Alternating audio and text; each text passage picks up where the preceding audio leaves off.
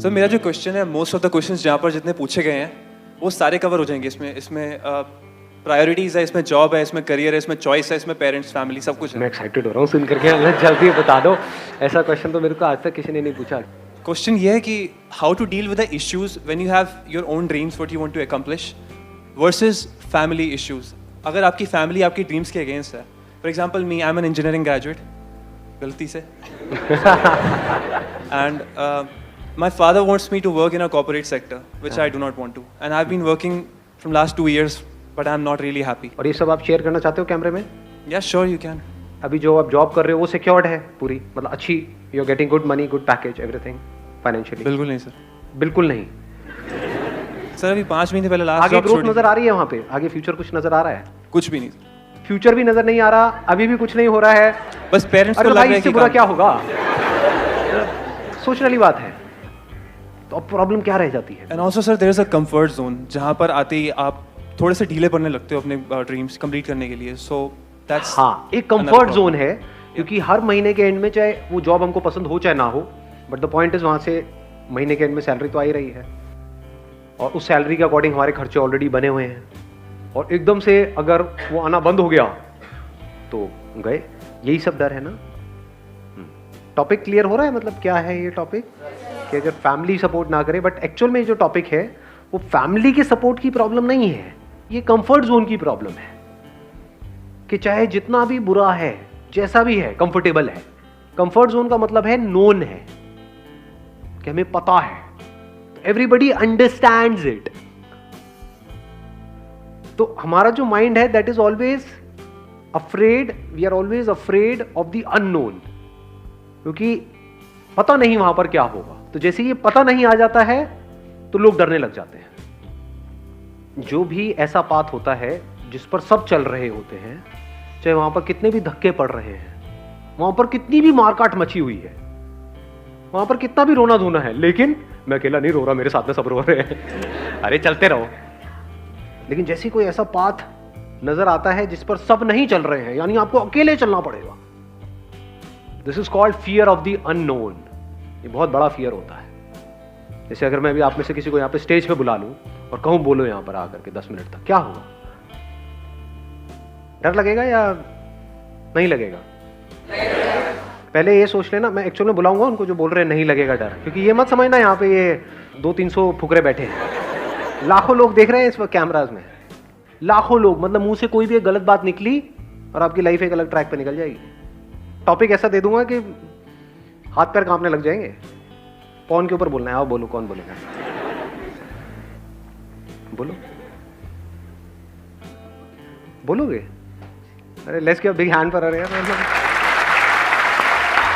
नहीं बोलना नहीं है मेरे। मुझे डरा दिया आपने तो यार।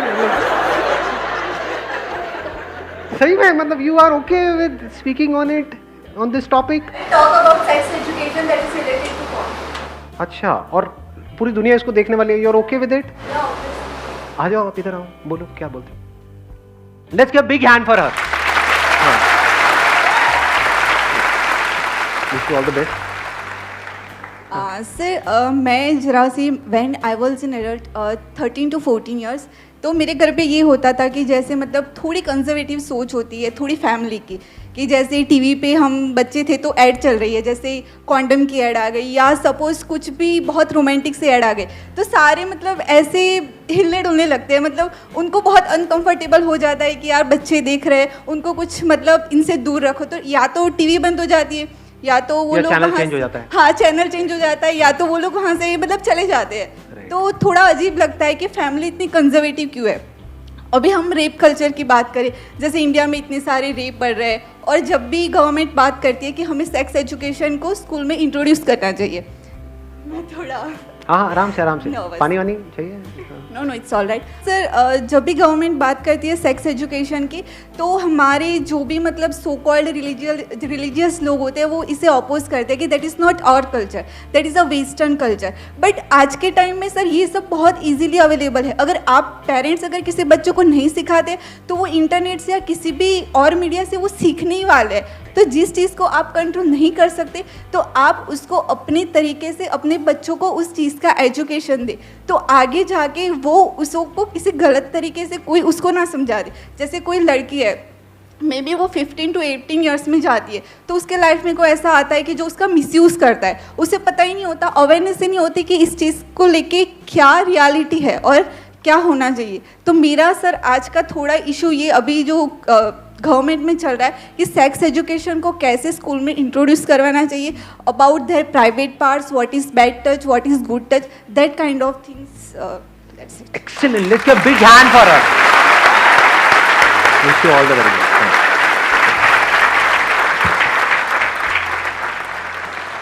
अब देखो, ध्यान से समझना क्या किया इन्होंने कुछ भी ऐसा नहीं किया जो आप नहीं कर सकते थे। आप में से कौन है जो यहां पर आकर के ऐसे नहीं बोल सकता था या नहीं बोल सकती? बताओ। एनीबडी हु कैन से कि नहीं मेरे को ये बातें नहीं पता है, या मैं ऐसे नहीं बोल सकता, या मैं ऐसे नहीं सोचता? कोई है जिसकी सोच इनसे अलग है? या इन्होंने वही बोला है जो हम सबकी सोच है? यस और नो? यस और no? Anybody who disagrees with her? कोई नहीं, सब एग्री करते हैं। एग्री करते का मतलब क्या कि हम भी ऐसी सोचते हैं, लेकिन बोलने की हिम्मत नहीं है यहां पर आकर के। ये होता है अपने कंफर्ट जोन से बाहर आना। यही फर्क होता है उन लोगों में जो लाइफ में कुछ ढंग का कर जाते हैं और उन लोगों में जो बैठ करके सिर्फ तमाशा देखते रहते हैं। सुनने में कड़वा लगे लेकिन सच है। इतने सारे लोगों में एक ने अपना हाथ ऊपर किया और यहां पर आकर के बोलना, क्योंकि मैंने पहले ही बहुत डरा दिया था लाखों लोग देखने वाले हैं ये, still he has that courage to take a stand for what is right. तो यहां से हमको, अगर आप ध्यान से समझेंगे तो प्रैक्टिकली ये समझ आ रहा है कि अपने कंफर्ट जोन से बाहर कैसे आते हैं। किसी के बोलने से नहीं आते। मैंने क्या कर रहा था? मैं आपको मोटिवेट कर रहा था यहां पर आने के लिए या डीमोटिवेट कर रहा था? डीमोटिवेट कर रहा था, अगर ध्यान से आपने समझा हो तो। मैं आपकी वॉट लगा रहा था, सोचो जरा, सोचो सोचो सोचो, ये हो करके, और सब हो गए डीमोटिवेट, सबकी वॉट लग गई।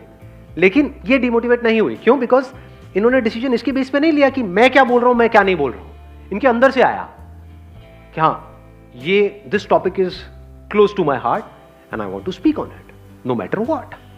दुनिया जो सोचती है उनकी प्रॉब्लम है, राइट?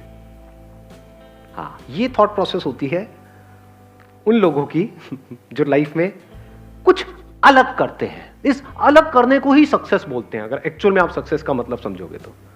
यानी जो सब कर रहे होते हैं उससे थोड़ा सा अलग, या जो सब कर रहे होते हैं उसी को अलग तरीके से। ये दो ही चीजें होती हैं। आप बोलिए। सर, एक्चुअली मेरा बचपन से ही ड्रीम था कि मैं अपना ओन बिजनेस स्टार्ट करूं, बट मेरे पास कैपिटल नहीं था मेरा बिजनेस करने के लिए। दैन मैं दुबई गया अपना बिजनेस के लिए पैसे इकट्ठे करने। मैं वहाँ पे गया था, सिर्फ मेरा माइंडसेट ये था कि मैं कुछ अर्निंग करूँ, दैन इंडिया आके अपना बिजनेस स्टार्ट करूँ। बट वहाँ पे मुझे इतना अच्छी प्रोग्रेस मिली। मैं 4 साल रहा, एक ट्रिप की, दैन अगेन मैं गया वहाँ पे। इतना अच्छा सब कुछ मुझे मिला, अच्छी सैलरी, सब चीज़ अच्छा था। बट फिर भी माइंड में वही था कि इंडिया आके बिजनेस करना है, लाइक अंबानी। अभी मैं 5 महीने पहले इंडिया आया दुबई से, तो मेरी और इंक्रीमेंट कर रहे थे जो मेरे बॉस थे। बट अभी मैंने स्टेप लिया, नहीं, अगर अभी नहीं कर पाया तो फिर कभी नहीं कर पाऊँगा। बट अभी यहाँ पे बिजनेस जो स्टार्ट किया है, इसमें कभी कभी ऐसा फील होता है कि वो ऑप्शन ज़्यादा बेटर था।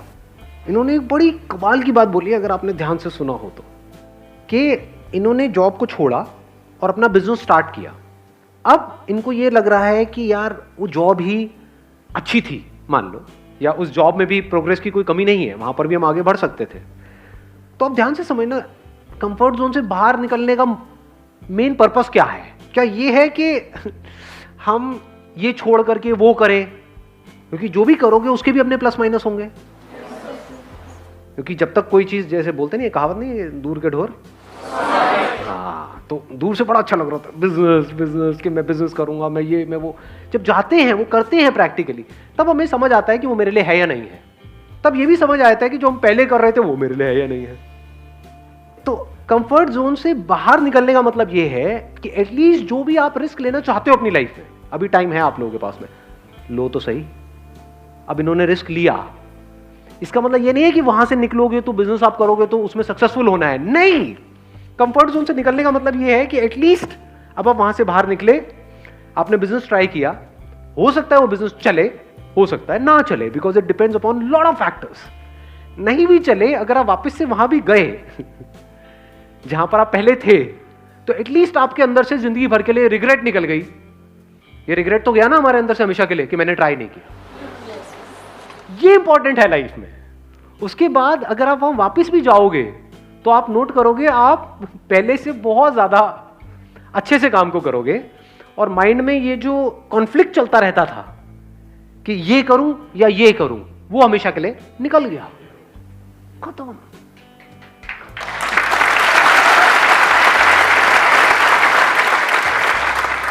क्योंकि कोई भी चीज करके ही समझ आती है, बिना करे नहीं समझ आती। अब मैं आपको, मेरी बेस्ट विशेस आपके साथ में है। I wish from the bottom of my heart कि जो आप कर रहे हो उसमें आपको सक्सेस मिले, 0.1% ना भी मिले because of whatever reasons, और आप वापस भी जाओ तो अब एटलीस्ट वहां पर जहां भी आप जाओ वहां पर खुश रहो। लाइफ में ये सबसे इंपॉर्टेंट है। अभी भी ये चीज़ बहुत डिस्ट्रैक्ट करती है। जैसे कंटिन्यू उधर की जो कंपनीज थी वहाँ पे जो मेरा लिंक था, आई वाज इन सेल्स, तो अभी भी ऑफर्स आते हैं तब माइंड बहुत लगा जाता है कि हाँ। क्या करना चाहिए। और वो इसीलिए ऑफर्स आ रहे हैं क्योंकि वहां पर Reason आपने because- बहुत अच्छे से काम किया। Because I know the 2 languages, हाँ। Iranian and Arabic, that's why. मतलब अगर इसको सिंपल वे में देखा जाए तो you were an asset to those organization जहां पर आप काम कर रहे थे, है ना? यस उनके लिए आपकी वैल्यू है। यस। अगर नहीं होती तो ऑफर्स भी नहीं देते, तो इसका मतलब वो तो दरवाजा आपके लिए खुला ही है। तो अब आप अपना एक माइंड मेकअप कर सकते हो कि मेरे को अगले 1 साल तक लग करके उसके ऊपर एक्ट करना है, और फिर 1 साल बाद देखना है कि इसमें से क्या निकल करके आ रहा है। अगर तो कुछ निकल के आ रहा है तो बहुत बढ़िया है, नहीं तो I will go back there, but you must give it a shot, क्योंकि बिना दिए वो समझ नहीं आता।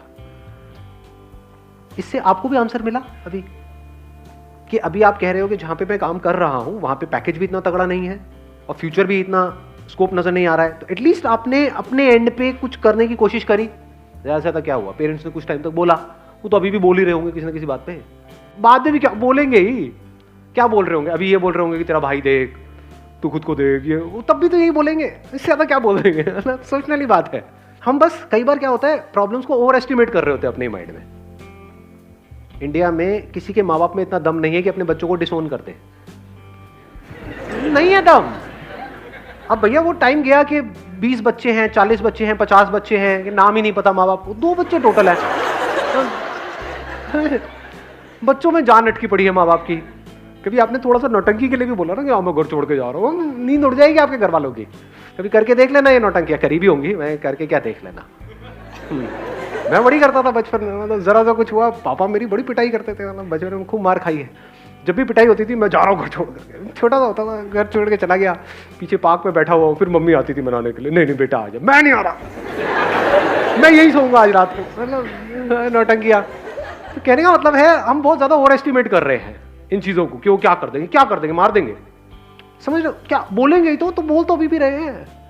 एटलीस्ट क्या हुआ कि आपने अपना जो भी ड्रीम है, अब उस ड्रीम में आपको सक्सेस मिलेगी या नहीं मिलेगी, नोबडी नोस। अब प्रॉब्लम कब होती है, जब हम चाहते हैं कि कोई आकर के ना हमको श्योरिटी दे दे कि मैं ये छोड़ूंगा, ये करूंगा, यहां पे मुझे सक्सेस मिल जाएगी। याद रखना मेरी इस बात को अच्छे तरीके से, गांठ बांध लेना, कोई भी बंदा आकर के अगर आपको इस तरह की श्योरिटी दे रहा है ना, चोर है 1 नंबर का वो बंदा। वो अपना काम निकालेगा और आपको साइड में करेगा। जो भी बंदा जिसको आपसे कुछ नहीं चाहिए वो कभी भी आपको श्योरिटी नहीं देगा, आपको सही सलाह देगा। तो मैं आपको बिल्कुल एक अनबायस्ड एक सही सलाह दे रहा हूं। वो सही सलाह क्या है, अगर एक्चुअल में आपके अंदर से आ रहा है कि यार ये तो करना ही है लाइफ में, एक बार तो ट्राई करना है, तो करो ना। फेल हो गए तो जो कर रहे थे वही करते रहना बाकी पूरी लाइफ। एटलीस्ट ट्राई तो करो, और क्या पता सक्सेसफुल ही हो जाओ वहां पे, क्या पता सक्सेसफुल हो ही जाओ। अभी आपने अंबानी का नाम लिया, क्या पता दी नेक्स्ट, क्या सरनेम है आपका, कमानी।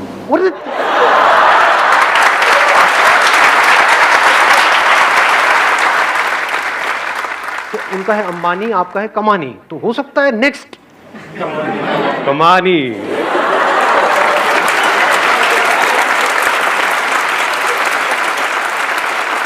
चलिए जी, wish you all the very best, thank you so much for coming and see you soon.